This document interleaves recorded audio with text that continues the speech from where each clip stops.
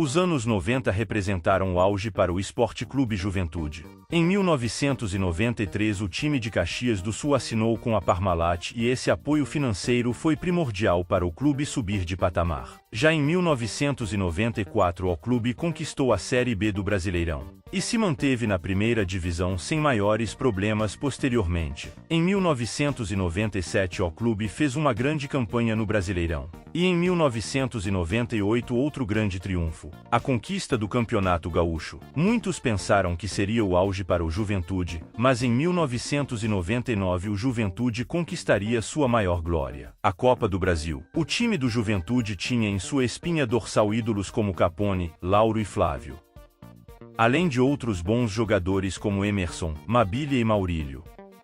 O Juventude estreou de forma avassaladora na competição derrotando o Guará de Brasília por 5-1 fora de casa, com gols de Denis, Mabília, Capone e Fernando Reck 2 vezes. Nessa época, na primeira fase do torneio, se o time visitante ganhasse por 2 ou mais gols fora de casa não haveria jogo de volta. Sendo assim o Juventude passou de fase com folga. Na segunda fase o Juventude enfrentou o Fluminense que tentava se reerguer após sucessivos rebaixamentos. No jogo de ida no Rio de Janeiro o tricolor carioca venceu o Juventude por 3-1 com gols de Rony, Túlio e Flávio e com Wallace descontando para o Juventude. O time de Caxias do Sul tentaria a virada em casa, no sempre hostil Alfredo Jaconi. E no dia 7 de abril de 99, os gaúchos fizeram história. Sonoro 6-0 para cima do Fluminense. O ídolo Flávio marcou 4 gols na partida e os outros 2 foram marcados por Capone e Maurílio. Um atropelo para cima do tricolor carioca. Nas oitavas de final o adversário era o fortíssimo Corinthians que na época tinha um elenco milionário. Mesmo assim o Juventude passou por cima em Caxias do Sul e ganhou por 2-0. Com gols de Capone e Índio. Na volta, em São Paulo, marcou um gol no início, com Márcio Mexerica, e resistiu ao timão. Emerson, com defesas sensacionais, Capone e Índio seguros, e Márcio, autor do gol, foram os destaques alviverdes na partida. O torneio afunilava e o Juventude avançava. Nas quartas de final o adversário foi o Bahia. Em um jogaço no Alfredo Jaconi um empate emocionante por 2-2 com Mabília e Mário Tilico marcando para o Juventude. A volta em Salvador prometia ser uma batalha. E a Fonte Nova presenciou mais um belo jogo empatado em 2-2, com Capone e Mário Tilico marcando os gols alviverdes.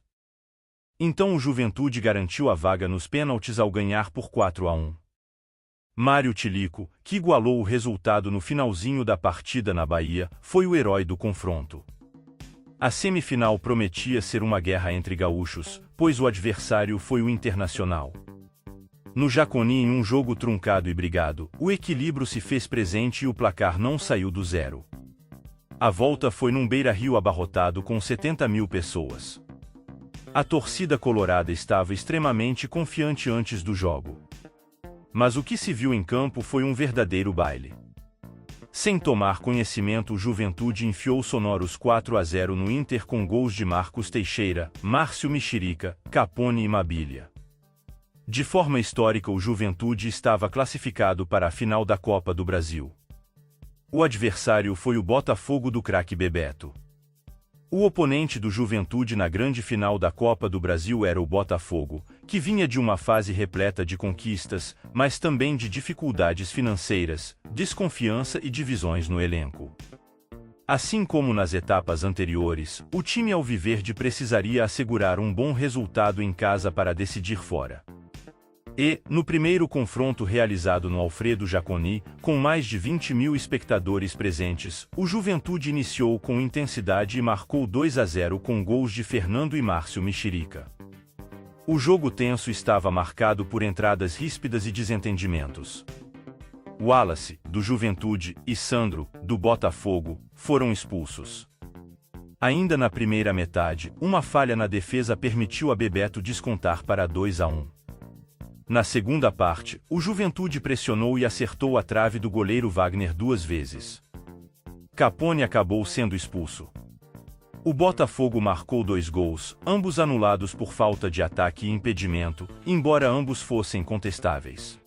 Apesar da intensa pressão e de ficar com 2 jogadores a menos, o Juventude venceu por 2-1, levando a vantagem do empate para o Rio de Janeiro. No Rio, a equipe do Juventude enfrentou dificuldades para descansar e se concentrar antes do jogo. Como de costume, diversos torcedores do Botafogo descobriram onde os gaúchos estavam hospedados e causaram agitação na noite anterior à partida, com fogos de artifício e gritos. Com a adrenalina alta, alguns jogadores alviverdes não conseguiram dormir, porém usaram isso como motivação para responder em campo.